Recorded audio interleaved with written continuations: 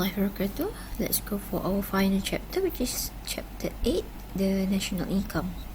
So this is a chapter on the macroeconomics issue, the second part of our topic lah. Okay, so what is national income? National income can be defined as the total income received by all economic agents in an economy based on the goods and services produced in the economy in a certain period of time. So senang cerita, national income ni adalah pendapatan negara lah. Okay, economic agent perform the activities that contribute to the production of total output in the economy. So anybody who lives inside the economy, they produce something, will contribute to the income of the country. So national income accounting takes into account the value of final product. So apa yang kita record dalam national income cuma barang siap. Itu yang dimaksudkan dengan final product. Dalam ekonomi ada two types of goods. Pertama, final goods, and yang kedua adalah intermediate goods. So final goods ni barang siap lah. Kalau intermediate goods ni maksudnya bahan mentah kepada barang siap. If for example, kalau saya seorang pembuat kek, the one yang I akan report in national income adalah harga kek barang siap.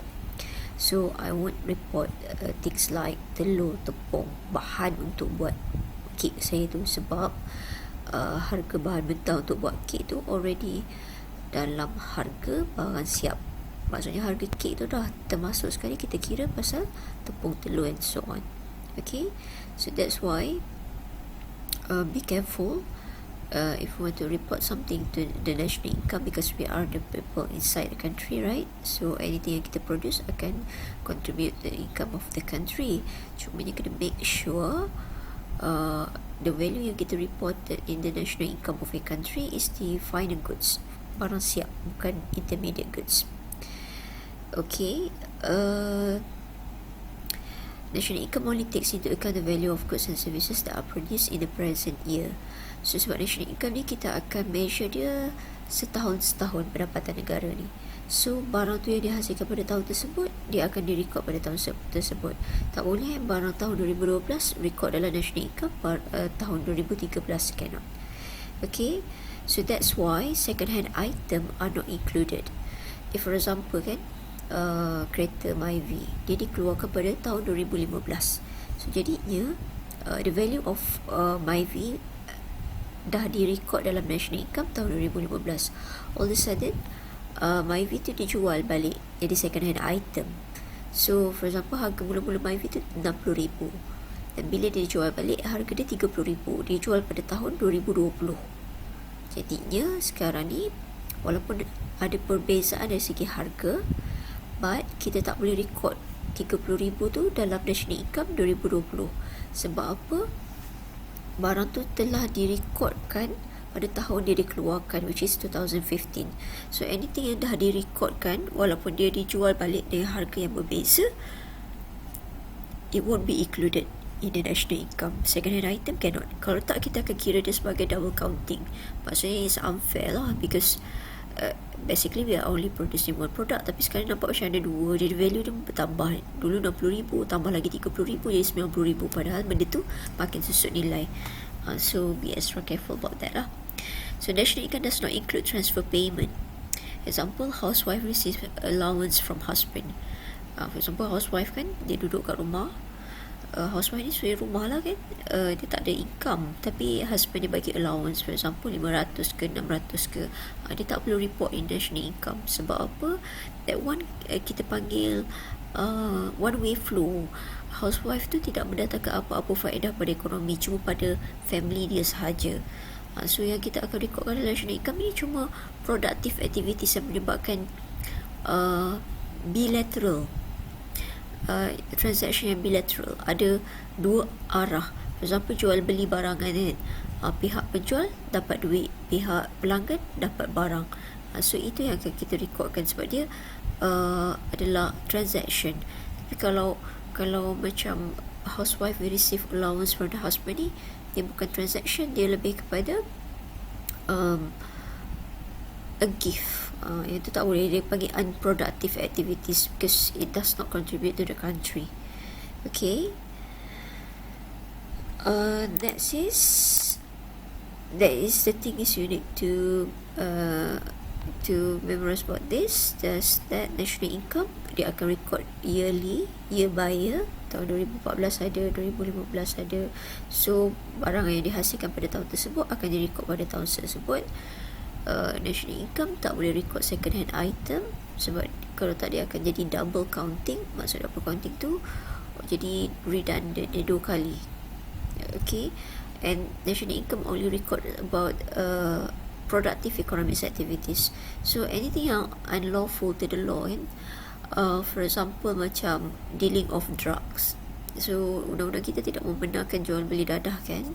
So that one, walaupun dia ada generation of income there, ada pendapatan yang dihasilkan untuk dealers drug and so on, so kita tak akan recordkan that one sebagai national income negara, because that one is unproductive. It is orang kata unlawful activity, so cannot lah.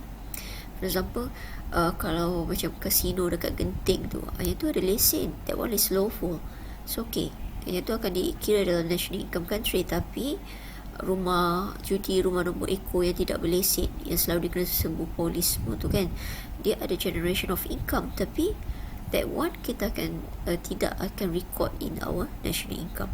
Okay, contoh lagi unproductive activities adalah for example jual beli senjata api yang orang kata under table lah, yang tidak mendapat kelulusan dan kebenaran, salah dari segi undang-undang.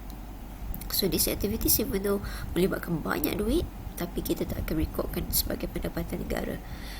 Okay, so national income is income received due to only productive economics activities. Okay, it is measured in monetary value using 3 different approaches. So ada 3 cara kita boleh kira national income. Either we use product approach, or expenditure approach, or income approach. This is the 3 approaches to calculate national income. Tapi walaupun dia ada 3 cara, 3 formula untuk kira dia, all these 3 approach will result in the same total amount of wealth created by a certain period of time known as gross domestic product. So maksudnya macam ni lah. Even though you don't know what does it mean by gross domestic product, dia adalah satu item sebelum kita dapat mencari national income. Jadi kata whichever approach yang kita pakai pun, hasil kepada gross domestic product tu akan sama. For example, kalau you kira national income menggunakan product approach, you dapat 4,000. Kalau you guna expenditure approach untuk kira national income negara tahun yang sama, you akan dapat 4,000 juga. Kalau you kira menggunakan income approach, method lain ni, method pengiraan yang lain, tapi you akan dapat 4,000 juga. Sebab ketiga-tiga approach ni dia tidak berlainan. Dia menggunakan item yang berbeza, tapi outcome dia akan sama. Sebab pendapatan sesebuah negara tak akan ada 2, 3 kan, ada 1 je. Okay, so whichever approach dia kata will result in the same total amount of economic wealth. Okay, so this one is not important. Okay, so before we go further, kita kena tengok sectors in the economy dulu. Okay, so hopefully you ingat lagi chapter 1 kita belajar pasal factors of production, FOPs, which is land, labor, capital, entrepreneur. Ada 4 kan factors of production, bahan mentah untuk menghasilkan barang. So with the combination of these 4 factors of production, we can produce goods and services. Okay, hopefully you ingat lagi pasal land, labor, capital, entrepreneur. Sekarang ni kita nak tengok sectors. Ada student bila kita tanya soalan, kita nak sectors, dia bagi factors. So be extra careful. Okay, so when the question asks for sectors adalah household, business ataupun firm, the government, and also the foreign sectors. Okay, so afterwards saya akan pakai short form untuk setiap sector ini, iaitu for household, the short form will be H household. While for business or firm, the short form will be F firm. While for the government, di kerajaan, sektor kerajaan, the short form will be G. government. And for the foreign sectors, the short form that I'll be using afterwards will be ROW. Bukan F, ROW. Sebab dalam ekonomi, F stand for function. So why ROW? ROW means that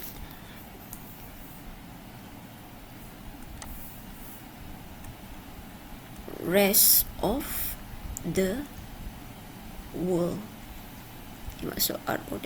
Maksudnya negara-negara lain lah yang ada di dunia. Okay, so afterwards kalau kita tengok, I tulis HH means that household, F stand for firms, G for government, and rest of the world is for the foreign sectors. Okay, so here kita akan tengok satu-satu. What does the sectors means? Okay, first of all, it's the household sectors. This is the main sectors in the economy. Okay, sektor paling besar dalam ekonomi kita. So 80% of our economy comprises of household. Isi rumah kita semua lah. Okay, so apa kelebihan household? Household is the owner of the factors of production. Yang saya kata tadi tu, factors of production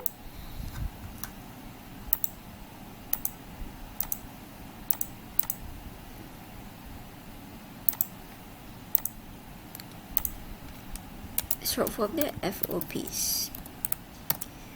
So factors of production kita land, labor, capital, entrepreneur.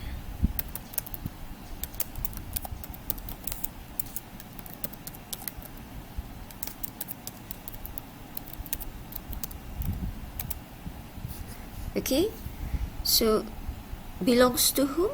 Belongs to household. Itu kelebihan household. Sumber resources inside your country belongs to them. Okay,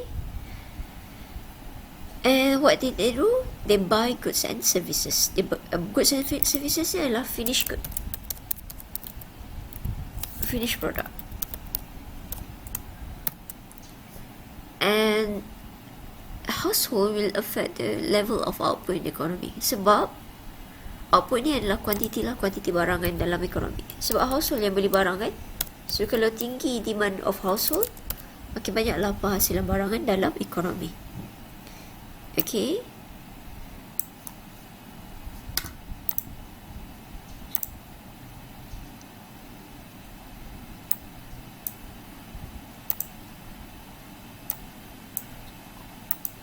very simple. The main sector of the economy, they are the owner of factors of production. And what did they do? They will buy finished product, the goods and services, and their existence will influence the output level of a country. And let's go for the second sector, which is the firm.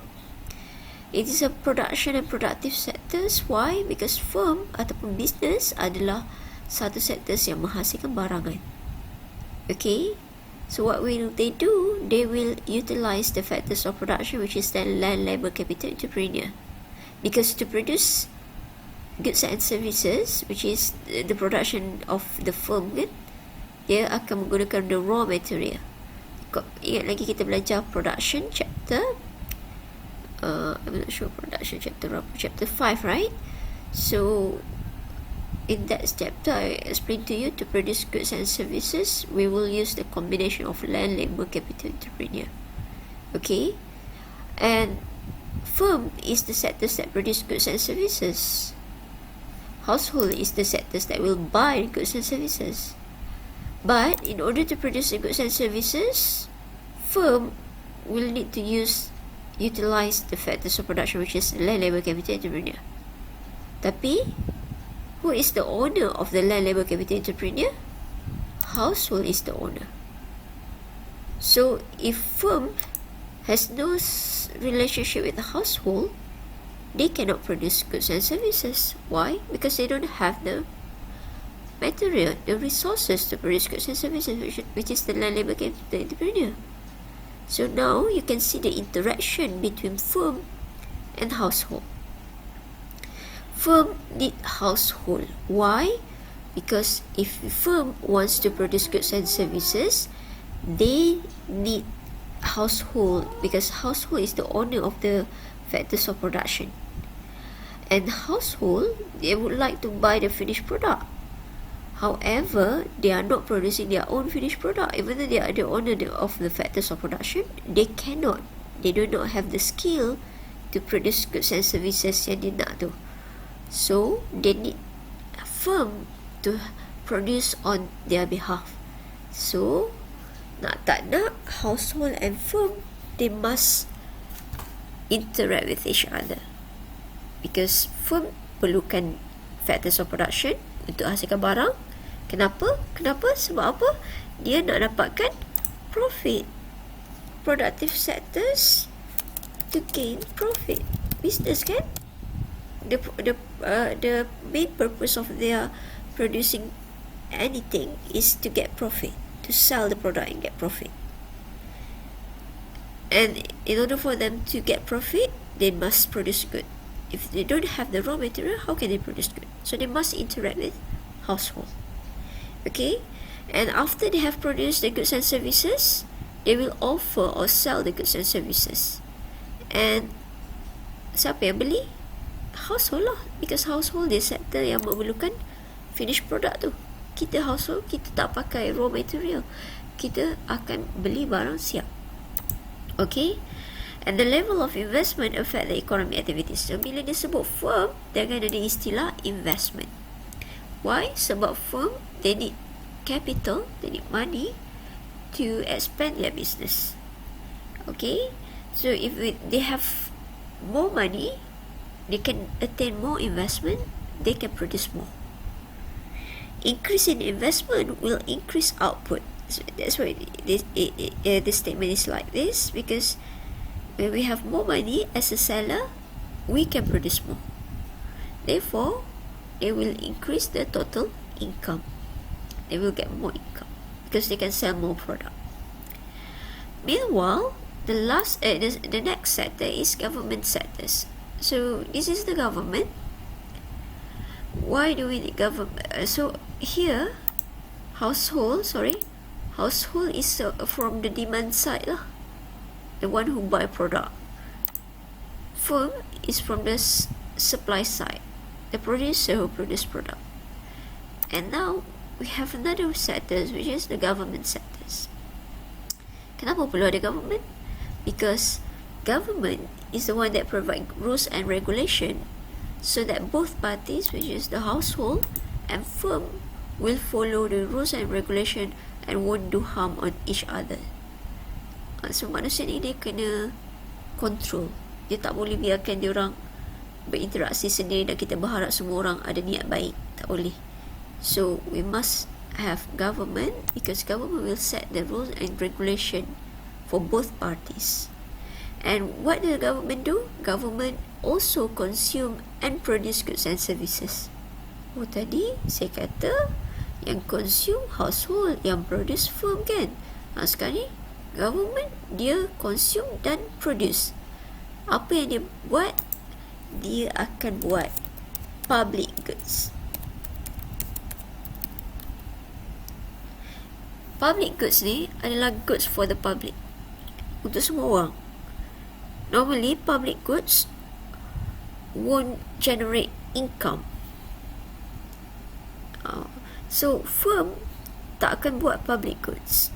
Sebab public goods is not profit oriented. So, if firm produce public good, they won't get their profit. Their main objective is to get profit. Okay? So, government is there to produce public goods for those yang less fortunate, yang cannot acquire their own goods. Kita kena ingat, within a country, kita bukan ada high income people je. In the country, we have more.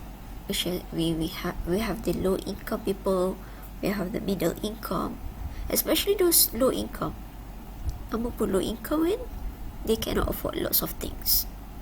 So without the public goods, contoh public goods, for example, hospital, awam, IPTA, sekolah, ini semua, because government provide, that's why it's cheap For example, you go to the hospital, you need to pay RM1 only.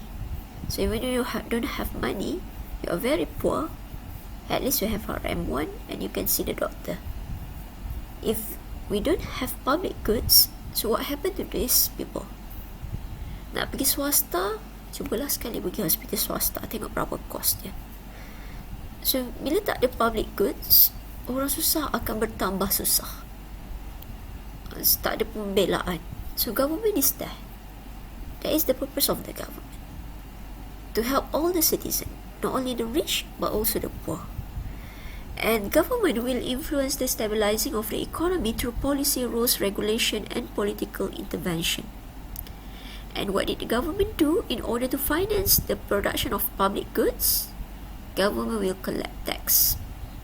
Ini kita belajar masa chapter macroeconomic objective, chapter 7, yang mana kita kata, what did the government do? Government will collect tax so that with the money they earn from the tax, they can provide development for the country through providing public facilities. Okay? So ini yang kita panggil redistribution effect. Orang miskin ni lah tak mampu dah nak bayar cukai, even nak hidup sehari-hari yang payah. So apa yang government buat? Dia akan collect tax from the rich, and with that tax money they will provide public facility for the poor. Even though kita tak boleh halang the rich to enjoy the public facilities juga, tapi at least the poor now has access to public facilities such as school, hospital and so on. Okay. And last sekali, we have foreign sectors. So what is foreign sector? This is the other country in the world. So we must remember this, that a country cannot survive on their own, because we are lacking in lots of things. Jangan cakap pasal resources sajalah. For example, kalau kita tak trade, kita tak boleh makan kiwi sebab iklim Malaysia tak boleh tumbuh kiwi. That one is very minor, tak penting pun sebenarnya. Kalau tak mati pun tak makan kiwi. Yang penting adalah something yang kita tak boleh produce. For example, Malaysia ni is very lacking in terms of technology. I've mentioned this before. We don't even have the technology to produce car engine. Engine kereta kita tak tahu buat sampai sekarang. Even though kita ada kereta buatan Malaysia which is Proton dan Pro 2. Itu maksudnya kita boleh buat body dia saja. So kalau kita tak buat international trade, kita ada rangka tapi kita tak ada enjin. So kereta kita berfungsi tak? It will be very, orang kata, frustrating lah kan. Kita can produce the body of the car but we don't have the skill to produce the engine, so we cannot use our own national car. Tu kalau tengok kereta, banyak lagi lah Malaysia lagi in terms of technology. For example, in terms of handphone tu, ada ke handphone buatan Malaysia? Sampai sekarang kalau keluar handphone buatan Malaysia, tak beli juga kan, because you are very unsure about the quality of the handphone. So even sekecil background macam tu pun, we don't have the skills to produce. So that's why we need the international trade, the export and import, the relationship with other country, so that we can obtain something that we don't have in our country. Having economic relationship with others means that the nation has an open economy, mengamalkan dasar ekonomi terbuka. So when we have foreign sectors, which is the rest of the world, kita akan ada istilah export and import. Hopefully dah faham sekarang maksud export. Export, we sell our product outside, we will get money. While import, we buy product from outside, kita beli barang daripada luar, import. So money kita akan keluar, outflow from the country. So the best is we would like to have more export lah, sebab export will generate income. Tapi kita dah belajar masa chapter objective economics tu, export and import of a country should be balanced, at least equal, so that kita dapat restrain from further problems. Okay, so I'll continue this in our second teaching video.